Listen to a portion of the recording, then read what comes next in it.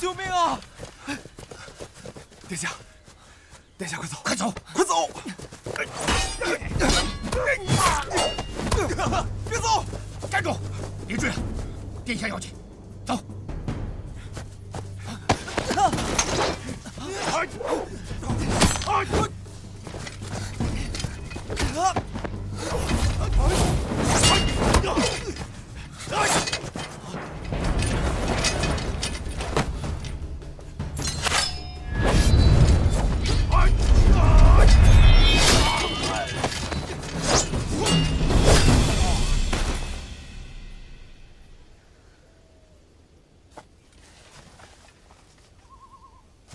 女侠姐姐。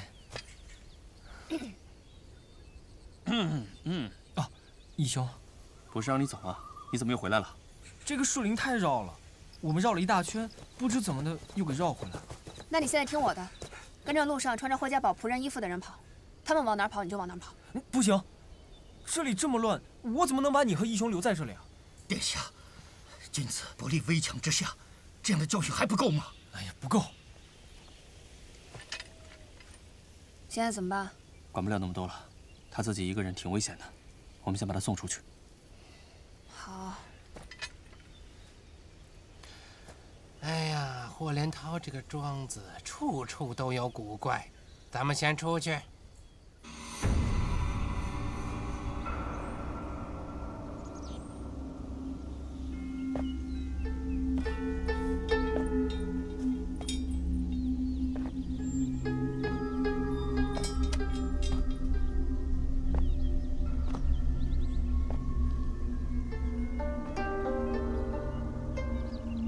丁奎在哪儿？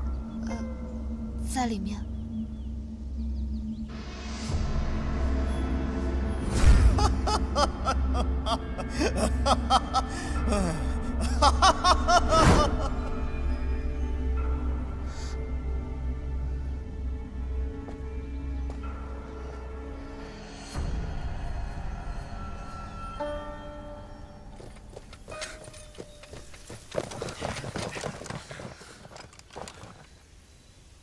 他们来了。你给自己取名叫梅梅，这首曲子叫《寒鸦声》，看来你与这乌鸦还真是有异曲同工之妙啊。可不是嘛，眼下就生动地演绎了一出什么叫做冤家路窄。你要干嘛？我知道，不许打架，不许动内力。可是阿飞，人生在世，有些事情是必须自己亲自动手的。可是没有钥匙了。我自有办法。小皇孙，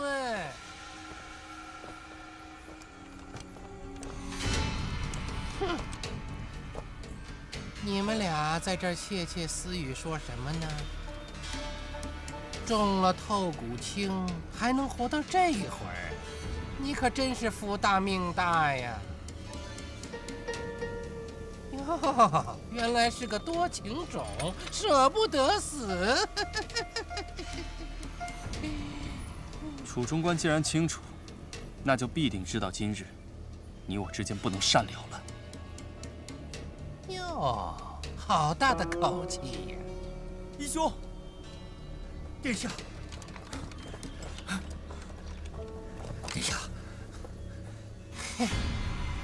小皇孙啊，不，殿下。这陈家夺了你萧家的江山，你却给人家的小皇子卖命，简直愚蠢至极。那楚中官呢？你出卖了我父亲，杀了我叔父，卖主求荣。这几年在地下山庄过得可还好？楚中官既然认出我是谁了，那么今日新仇旧恨一并了了吧？好啊。都说这推云掌风华绝代，在我看来就是蠢人的功夫。你的老师误了你，教了你一身妇人之仁。怎么，今日想用这柔弱的功夫和你借来的内力跟我斗？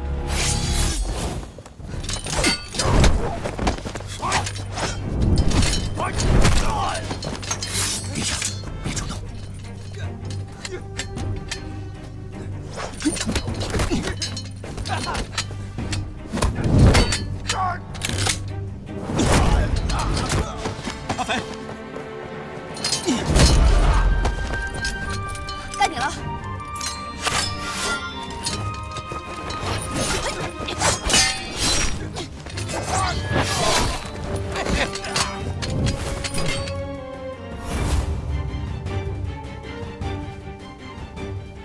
套刀法，有意思。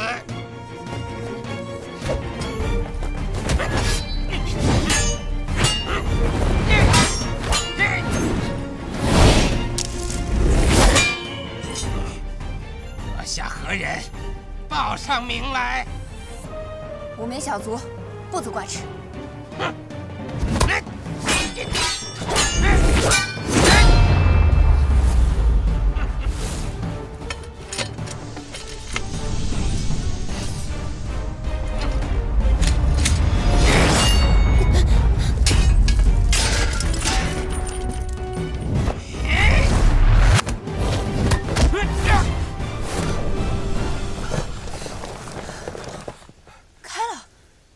开了。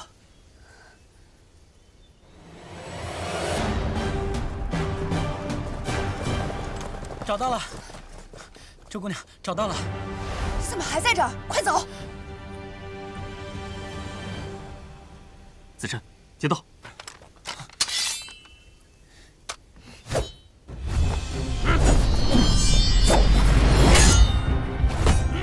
殿下，回去好好读书，以后别搞乱七八糟的，浪费时间。义兄，快走，拉他走。走不，义兄，义兄，放开我！周姑娘，义兄，走啊！快走啊，少主！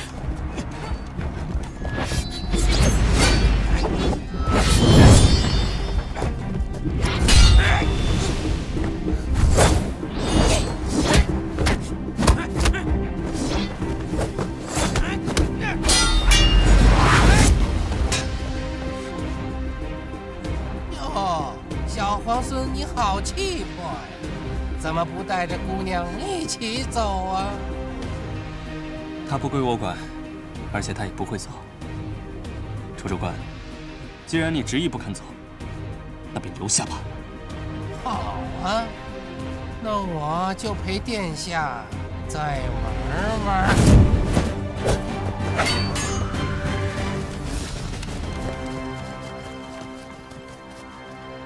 殿下，殿下，你就放心吧，有周姑娘在，谢公子不会有事的。刚才那送咱们走的，便是周匪周姑娘。啊，是啊，她刚才挥刀的样子，当真是风华绝代。殿下，咱们还是赶紧走吧。殿下，走吧。少主，快走吧！走吧，少主。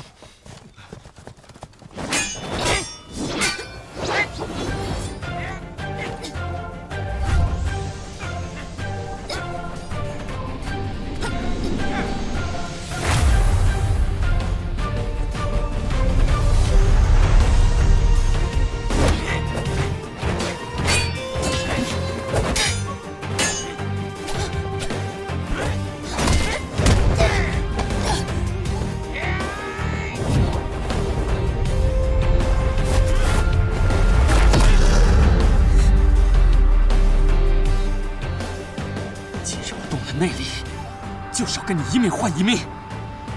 楚主官，把命留下吧。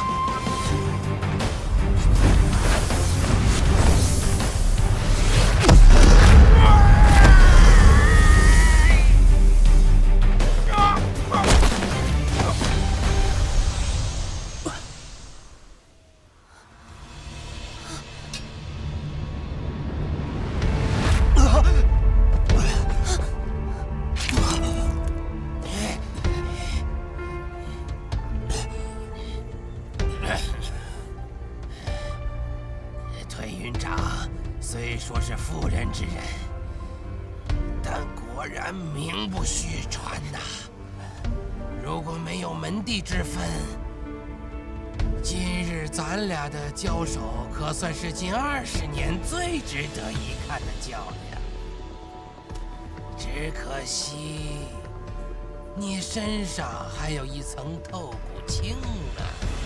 前些日子，你已经在48寨发过一回功了，这毒性会跟着你毫不收敛的用力，而渐渐越发来势汹汹。接下来，你就是关节凝滞，血脉堵塞，然后就……这得多亏了连胜，要不然今日我还真从小皇孙身上占不了什么便宜。你敢让他动内力，今日我必定不会让你生离。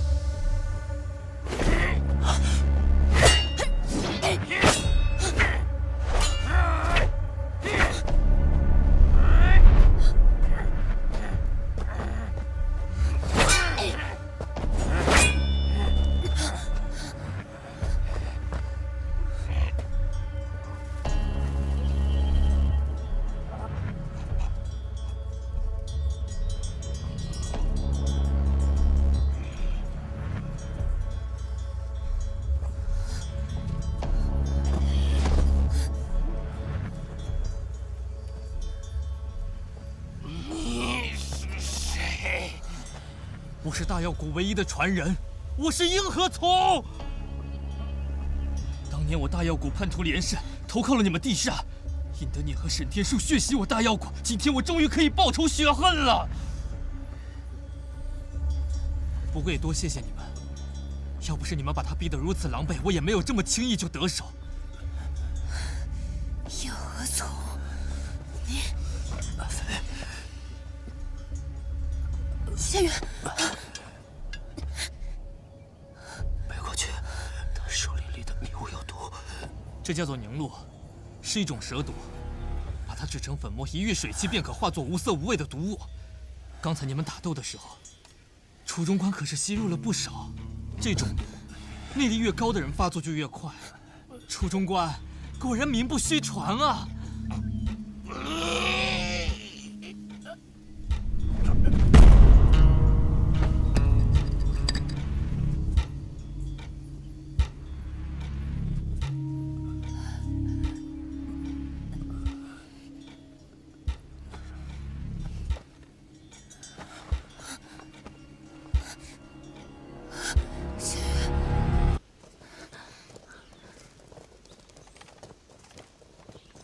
李公子，你终于来了。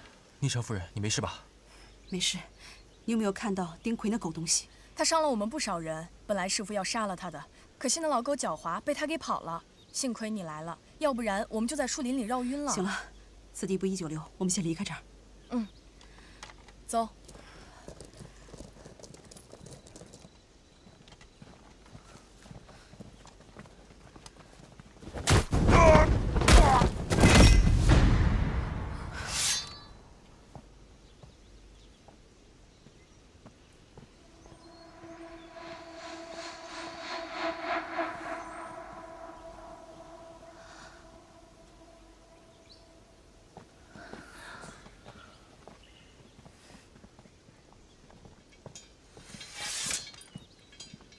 阿胜，你出来就好了。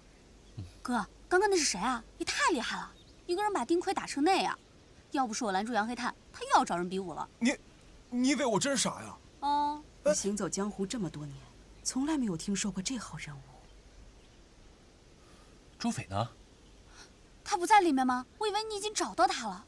朱斐不在里面，估计是去追地煞了。此地不宜久留，我们先回客舍。让行脚帮的人帮忙找。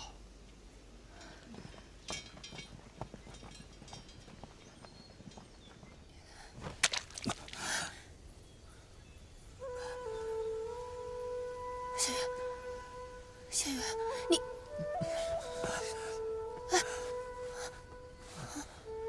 没事，我没事。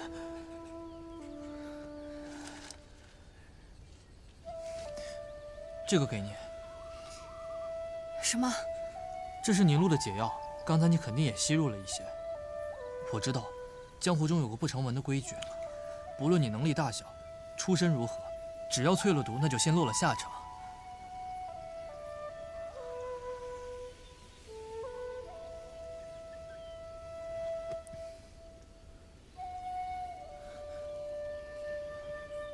这瓶凝露我做出来3年了，一直没有机会用。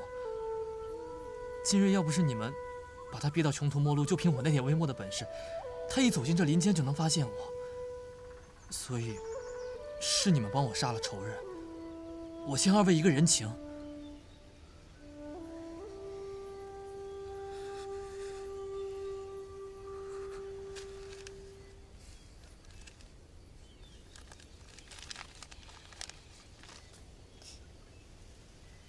怎么只有1颗？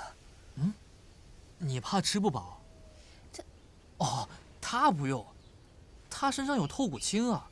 透骨青乃是天下奇毒之首，他身上有这尊大佛坐镇，百毒不侵啊。别说是吸入了凝露，就是把我的凝露直接装到海碗里给他喝，那也毒不死他。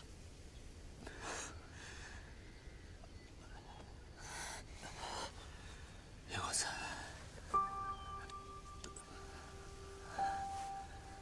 老家能不能用这种尊者收透骨青吗？不过，我先前就同你说过，他时日无多，再加上这次又强行用内力疏通阻塞的经脉，算是毒上加伤，谁也压不住。反正我是没办法。你刚才不是说欠我们俩人情吗？拿什么还？还，一定要还，但得是我做得到的事儿。譬如你让我解这透骨青的毒，我就做不到。对了，还有最后一法值得一试。距此2里外，有个菩萨庙，你们可以去那儿拜一拜，说不定还有希望。你不是大药国的传人吗？连个江湖庸医都不如，简直是浪得虚名。我是大药谷的传人，可我不会救人。当年师傅讲药理的时候，我总是偷着溜出去玩。后来大药谷3000典籍被连胜与玄雀劫掠付之一炬，只留下我这么个不孝弟子。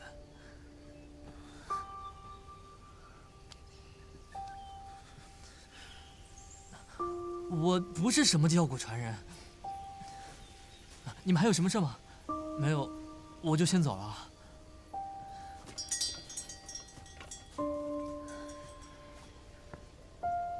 阿飞，一派一人，都有其数，都有其时，这没什么。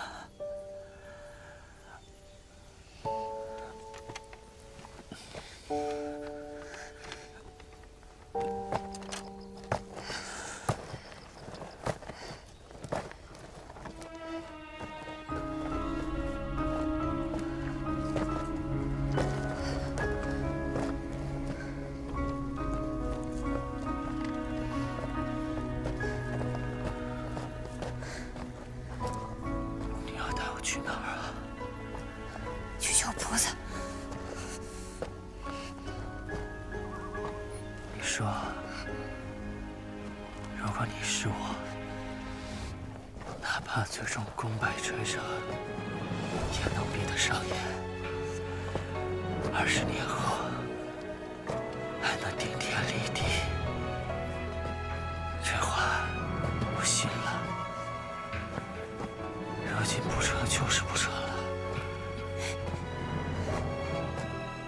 你那说好的顶天立地呢？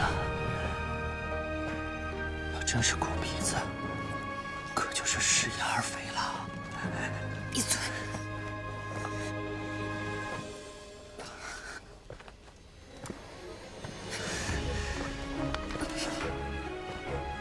好，美人儿。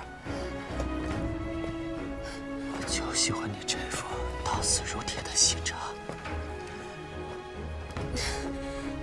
你先把我放下来，我想和你说几句话。给我少说2句。阿飞，很多事情，譬如生老病死，既然已经注定，便是人力所不能及。别说了，不信这个。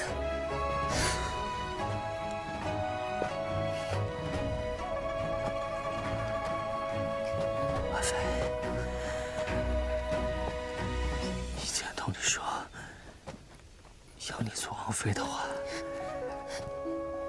是骗你的，不当真。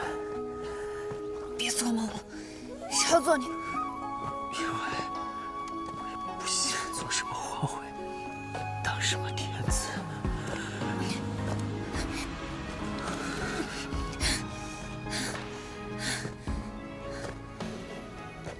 其实我想过，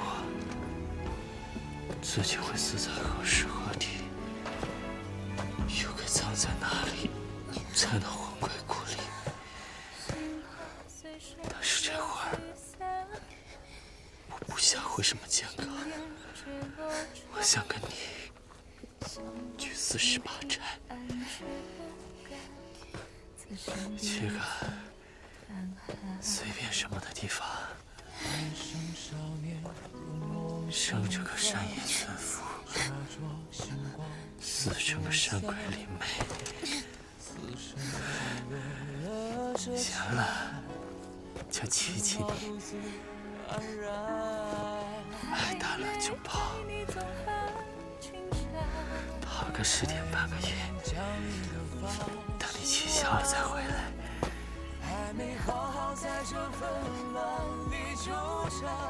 每日受气，也没有怨言，因为你在的地方就是家。江湖险恶，日后难免在于强敌。无论你是神功几层，生命几丈，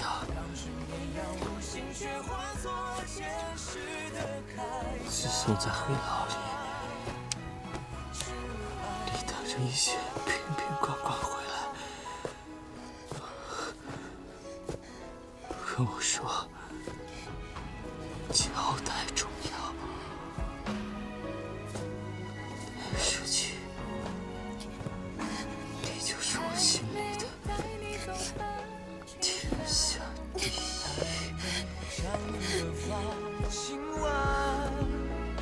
还没好好在这纷乱里纠缠，欠你那把都还没还。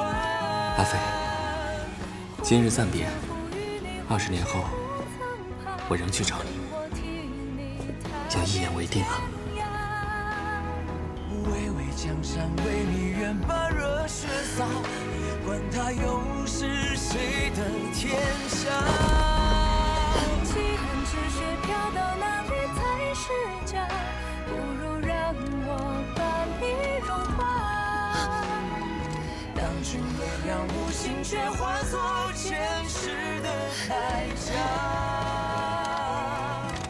是爱无话，江湖与你换气不曾怕，等我替你踏遍天涯。巍巍江山为你愿把热血洒，管他又是谁的天下。既然赤血飘到哪里才是家，不如让我把你融化。当初炎凉无心，却化作前世的铠甲。是爱无话。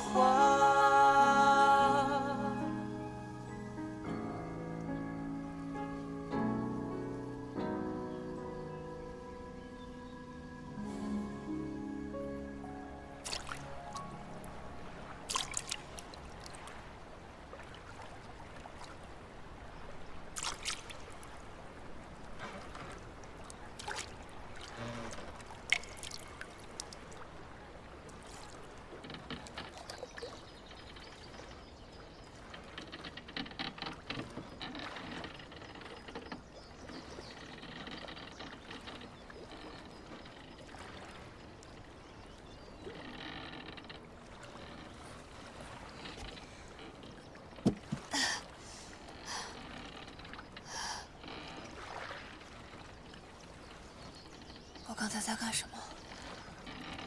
我在哪儿？小姑娘，你的命是捡来的吗？怎么一点也不知道珍惜呢？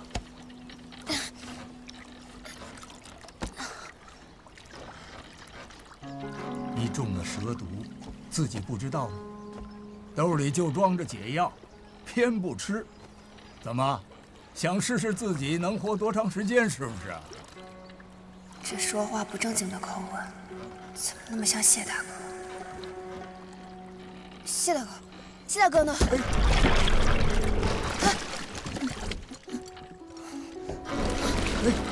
慢着点儿，慢点儿来。哎呀，你们这些个慌里慌张的小施主啊！大师，那个跟我一起的人呢？阿弥陀佛。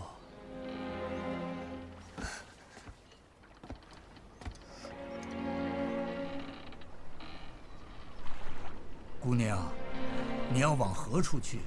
老衲送你一程。我应该去哪里？要做什么呢？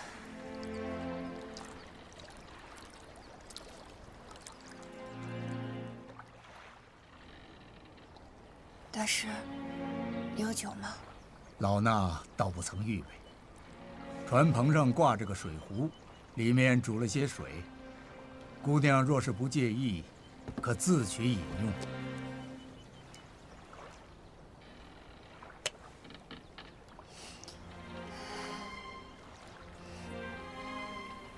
药的味道。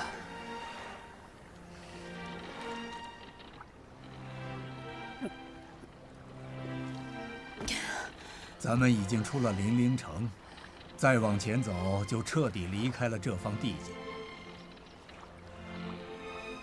你想好自己要去何处了吗？零陵城，我该回客舍找李岩、李胜，别让他们担心。可是找到以后呢？继续查海天一色，但他人已经不在了。想不出来也不要紧，你记得自己为何而来便是了。可是他已经没了。不对，不对。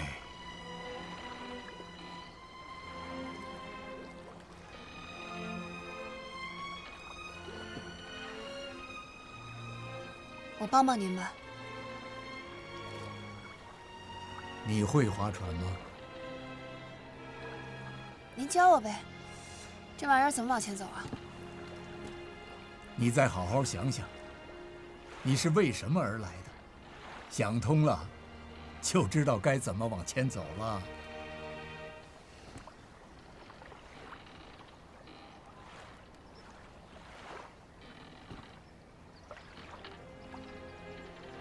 难不成我遇到了一个疯和尚？你所说的那人，不过是途中一段起落聚散皆无常的缘分。既然是偶遇，又怎么能说是为他而来呢？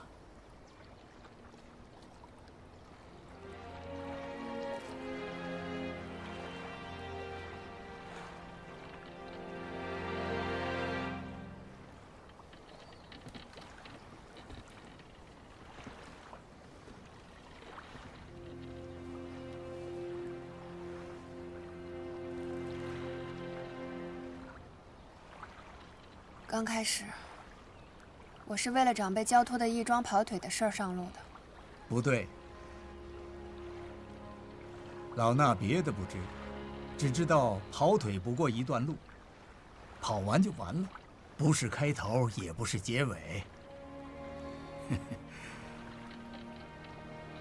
你呀，必然还有别的来意。我没有别的来意，这是我这辈子第一回下山。平日里就是在山里随便练练功，哪有什么开头结尾？在山里练功，那么你练功是为了什么呢？因为喜欢啊。既然是跑完了腿，又没找到人，回去继续练功，岂不理所当然？为何跟我说不知往何处去。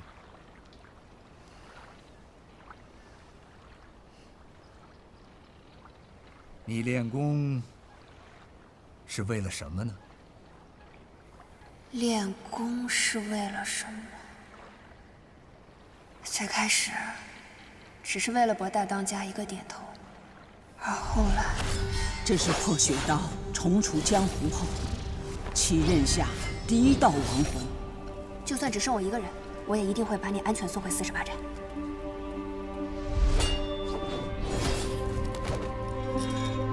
他一出关呐，便遇到了地煞攻打霍家堡。那女侠凭一己之力，力克了地煞，杀了鹿犬煞，一路直奔衡山，冲出了一条血路。到了衡山，引出了青龙主大魔头，斩杀于衡山脚下。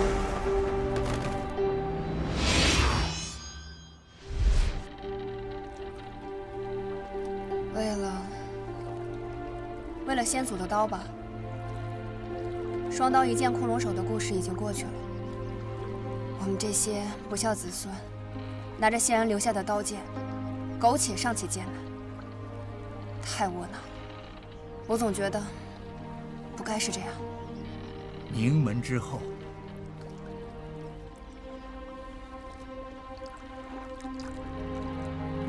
是了，家里眼下还不知道怎么样了。如今霍连涛一死，往后丁魁之流不是更加肆无忌惮？我得回去，把这些事跟大当家好好说一说。还有海天一色。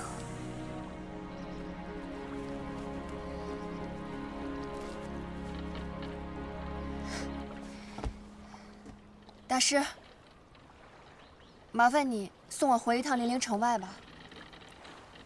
你去船棚里看看。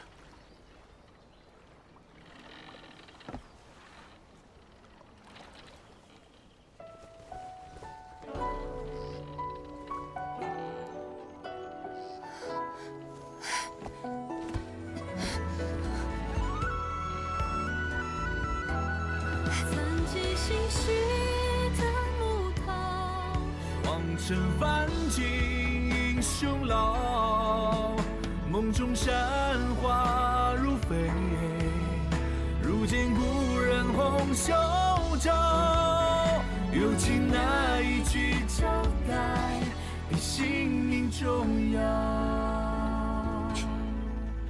不有江湖之愿，也不领那庙堂高，只有这许足够，爱以为报。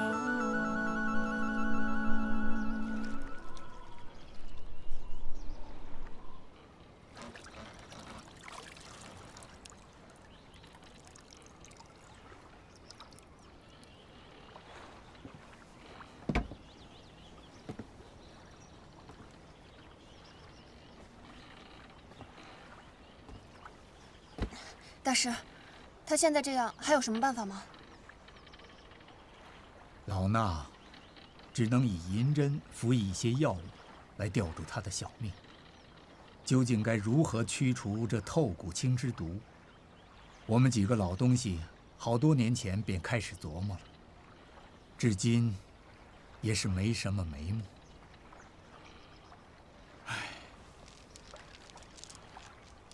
老衲听说推云长重现江湖时，便觉着不好，一路找过来，不料还是晚了一步。这老和尚似乎与谢大哥熟识，是特地来找他的吗？敢问前辈您的法号是？可算想起来问了。你不如再好好想想。还忘了什么？老衲只是个云游四方的野和尚，法号同名，想必你也没有听说过。这是谁啊？还真没听说过。那不成器的后生，便是我的弟子。不过，他虽出自我门下，却是个俗家弟子，也不是什么带发修行的。他小的时候自作主张剃过头发，只是我知道他一身尘缘，便没替佛祖收他，没人理他。几年过后啊，他自己觉得怪没意思，又自行还俗了。大师，我终于知道他这啰里吧嗦的习惯是跟谁学的了。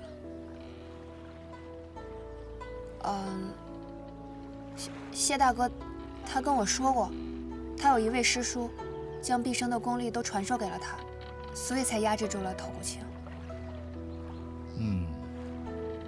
用极雄厚的内力将透骨青封在他的经脉中。当时是我亲自下的针。那时我便觉得此计不过权宜，不能长久。再者，安之这孩子天生情深，叫他一直冷眼旁观是肯定不能的。安之，他一个师叔给他取的字，没告诉你吗？他告诉我的是谢梅梅。前朝突发兵变，安之尚在襁褓之中，是一个老中官将他抱出险境，遇上了我们。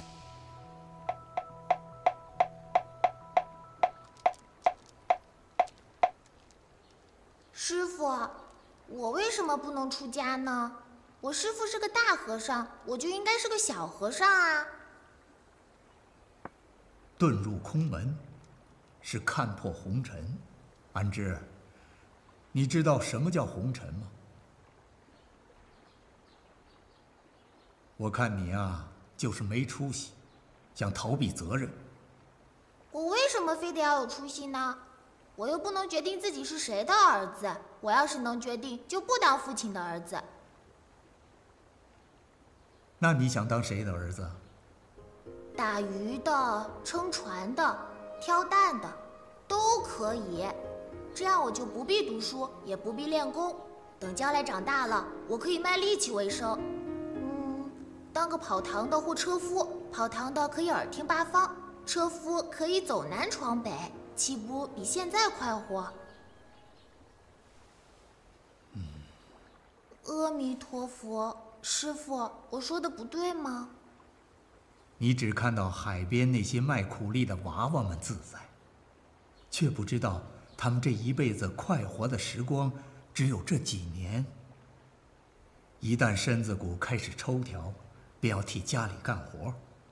挑担的要挑一辈子的担，撑船的要撑一辈子的船，日日起早贪黑，糊口尚且困难，遑论听风赏月。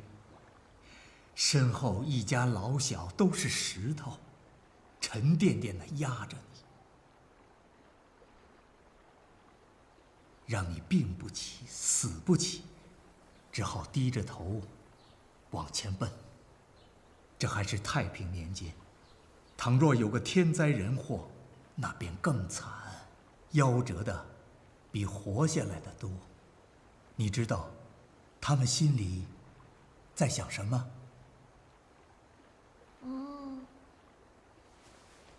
阿弥陀佛。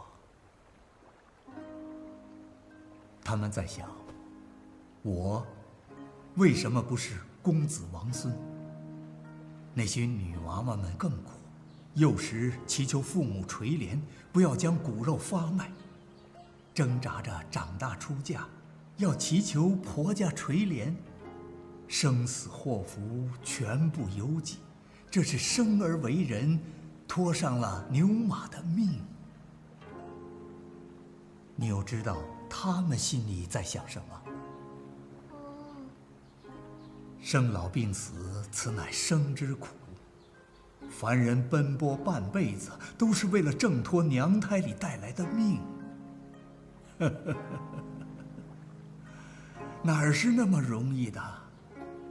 你单知道自己的苦处，却没见过别人的命啊！师父，世上可有不苦的吗？那都是有大造化的人，有父母长辈顶着锋刀双剑，他们才能一生下来就是自由身，是前世修行来的。你我没这个福分。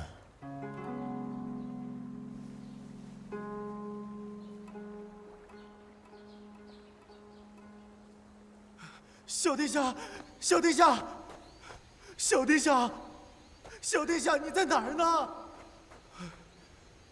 小殿下，小殿下，小殿下，你可不能胡闹啊！小殿下，你要是出了家，萧家江山可怎么办呢？小殿下，你的父亲还有先皇都在天上看着你呢，小殿下。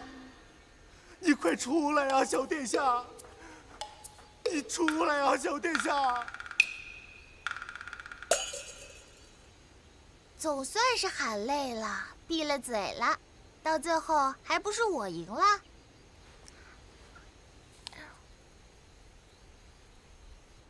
王中官，我给你带点野果子润润嗓。王中官。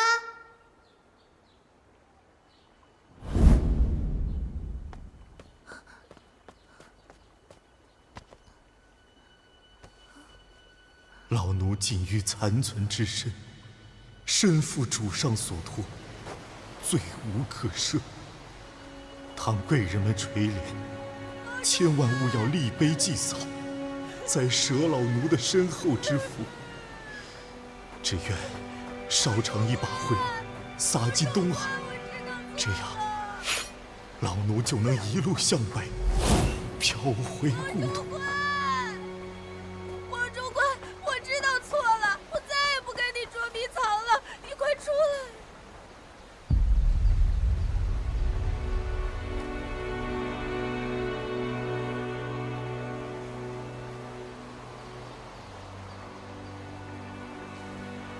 你别吓唬我，你过来好不好？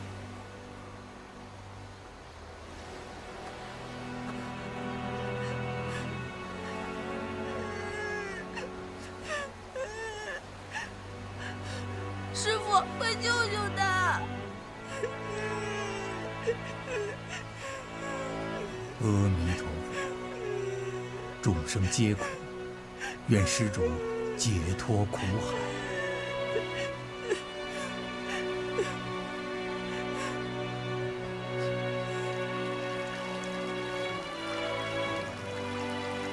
自那之后，他就仿佛变了个人，学文习武皆是一丝不苟。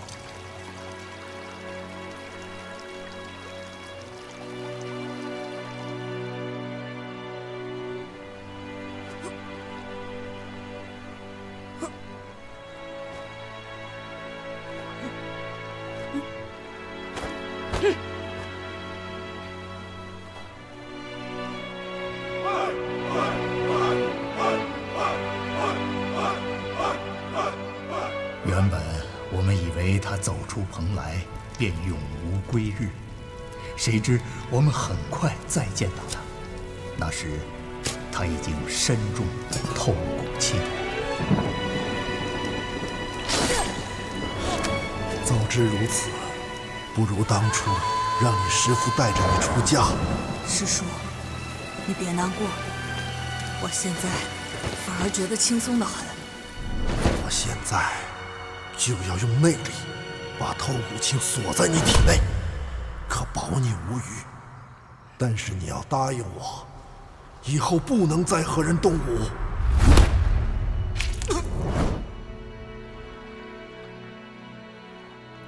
怪不得他总说他自己这条命来得不重不小，可这些哪一样由得了他呢？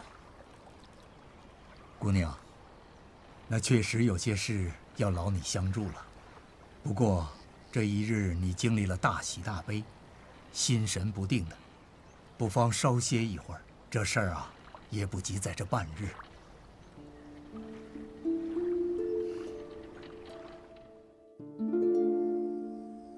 从衡山密道之后，就再也没有他的消息了。听你这么说，殷佩以前并没有这么厉害啊？之前见到他的时候还挺狼狈的，不知道为什么，这一次见到他，整个人都挺奇怪的。武功一道，有的人是10年磨一剑，苦苦练出来的；有的人是剑走偏锋。但无论成为什么，都必将付出极大的代价。欲攀高峰，必临其险。你们看上去他是一步登天，但其实背后付出的代价，不知道有多少。相对而言，反而是花些心思，好好练功，踏踏实实是最稳妥的。只是什么？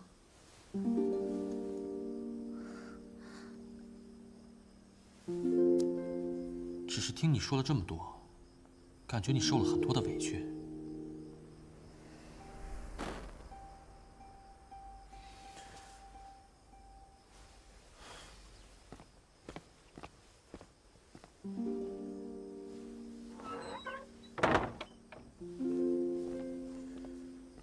外面起风了，时候也不早了，早点休息吧。啊，不早了吗？好吧，早点休息。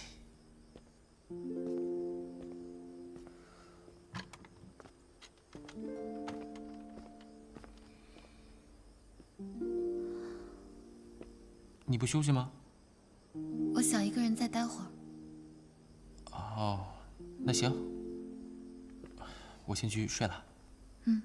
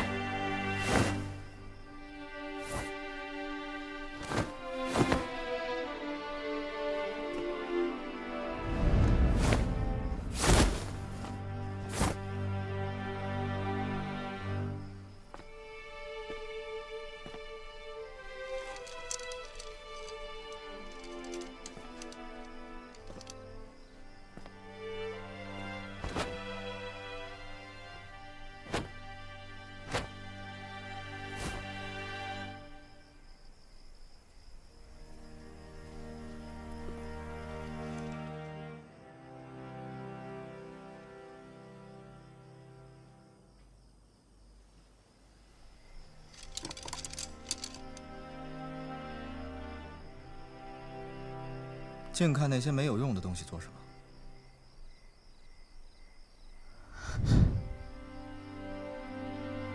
怎么是你？和你经常在一起的那个野丫头呢？你来这儿干嘛？在衡山密道里面，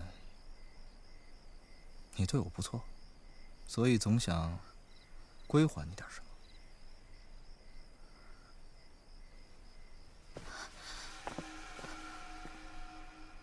怕我？我只是觉得你和之前不太一样了。哦，对，那个时候我还是青龙主座下的一条狗，为了报仇，使尽了下三滥的手段。不好意思，让你见笑了。好在都过去了，我现在是四象山的新主人。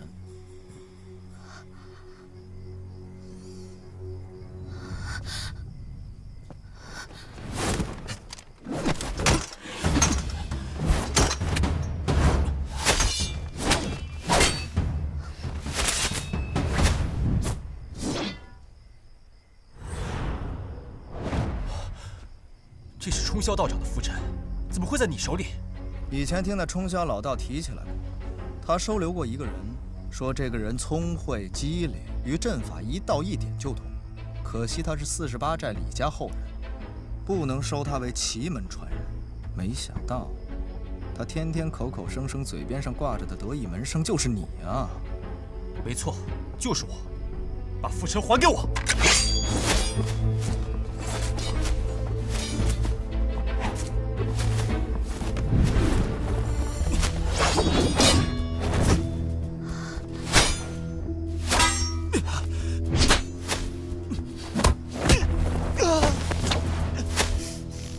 放手！你放开他！看来你平日武功也是稀松的很，想必也跟那冲霄老道一样，平日不练武功就知道研究什么阵法，到头来连自己的命都保不住。殷少侠，你先别激动，你把他放了吧。楚楚，你别管我。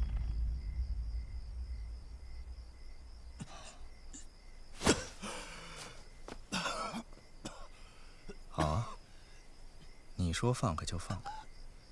这东西本来就是冲霄老道让我给的，现在也算是物归原主了，不是我的东西，我也不屑要。阿生，阿生，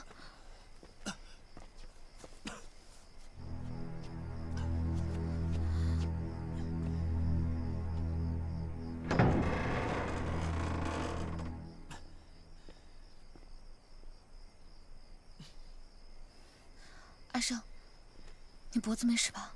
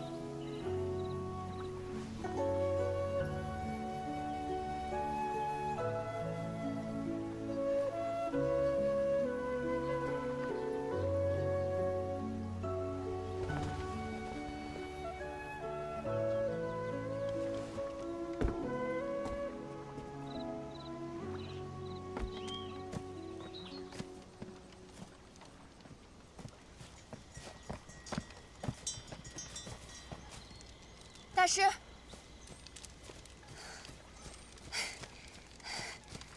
大师，他现在这样，当真没有办法了吗？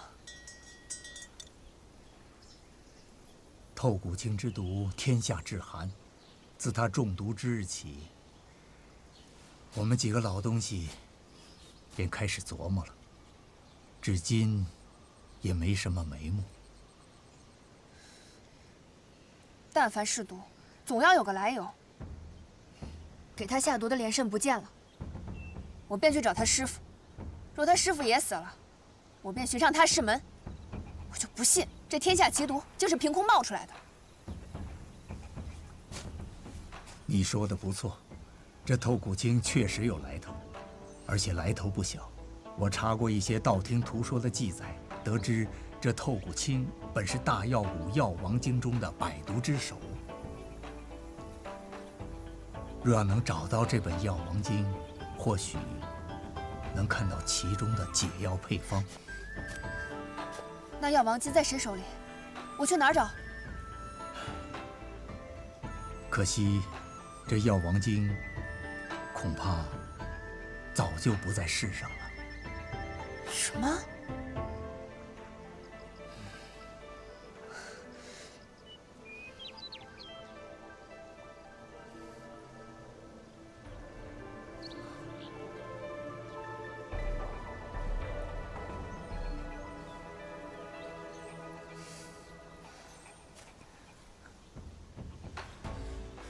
你这是做什么呀？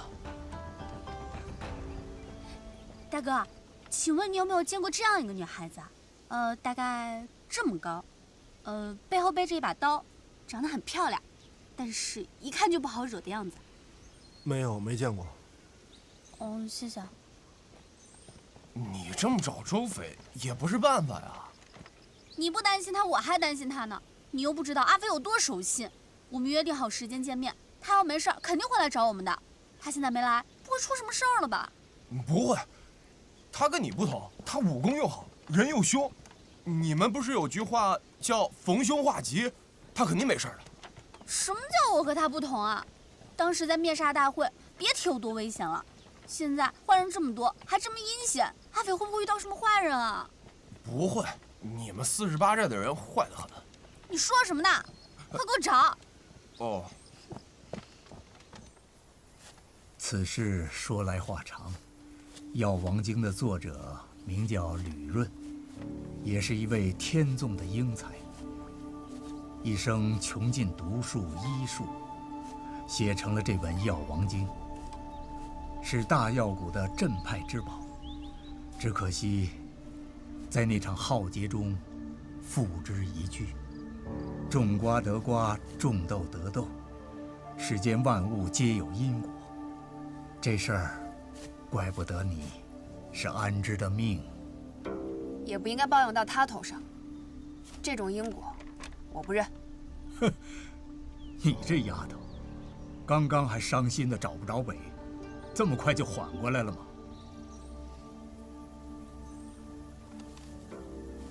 既然大师出手了，就说明还是有希望的。否则您不会对我说这一番话，对吗？你心地纯良，难得对贪嗔痴之苦却看得这么透。大师说笑了，只是我贪的东西和他们不一样罢了。这小子总说他命不好，我看未必。大师，您跟我绕这么大一个圈子，现在总该告诉我，您所托之事是什么了吧？我不日便要带他回蓬莱去了。若要救安之，老衲只能先用3味汤吊着他的性命。3味汤？3味汤共3剂。老衲这些年在中原行走，就是为找些散落各地的驱寒圣物。如今已经配出了第1味，待他回到蓬莱后，就给他喝下，能暂时保住他的心脉不冻结。3个月内，再喝下剩下的2味汤，或许他还有机会醒来。可这药引要用天下炙热的毒药来以毒攻毒，这东西可遇不可求啊！实在不知是否能寻到，只能看缘分了。那他喝了是不是就好了？3味吊命，只是治标不治本。老衲实在是才疏学浅，翻遍药典，也只能想出这权宜之计。3味过后，我明白了，大师，您只需要告诉我，这些驱寒圣物该去哪里找呢？算来，西北极寒之地的火莲不日便要开花，这是10年一次的机缘，莲生9地，9朵长成便是最佳摘取时间。若是错过，这又是一个10年。且看你能不能赶上了。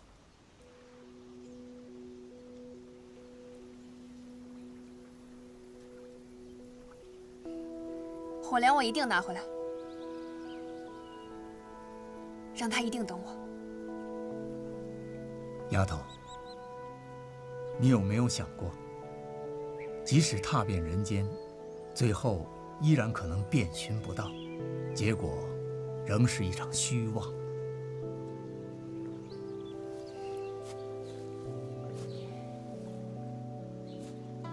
之前，我背着他行走，那时候，我真的以为他已经死了，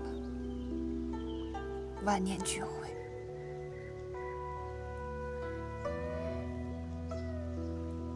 但是，现在我知道了还有解救他的方法，纵然很艰难，但那也是一线希望，不是吗？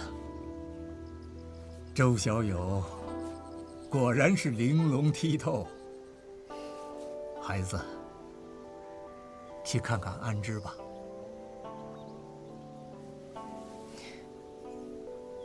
不，等我拿到火莲，再来看他。嗯。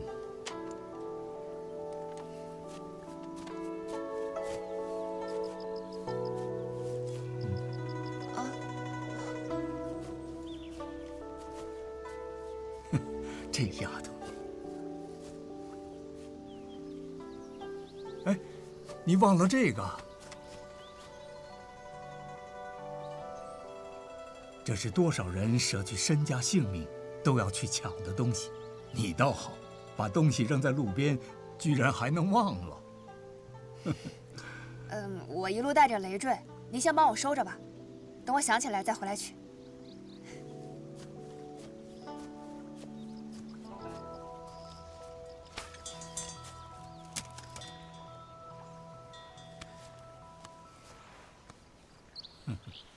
年轻人呐，真是不同寻常。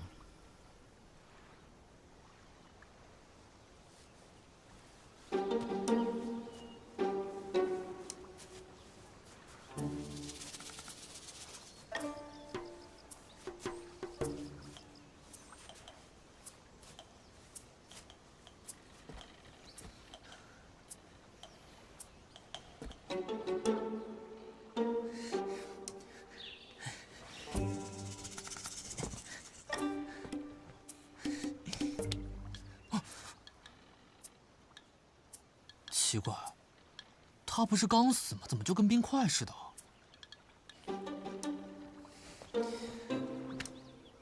谢兄，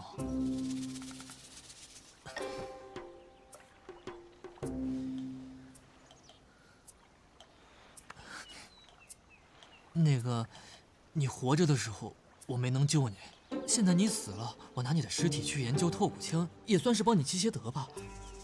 你应该不会怪我吧？你要是不说话，我就当你默认了啊。阿弥陀佛。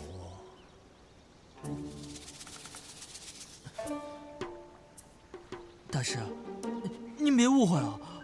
小友，我的徒儿，还是我自己管教为好。啊？死人您都能管教？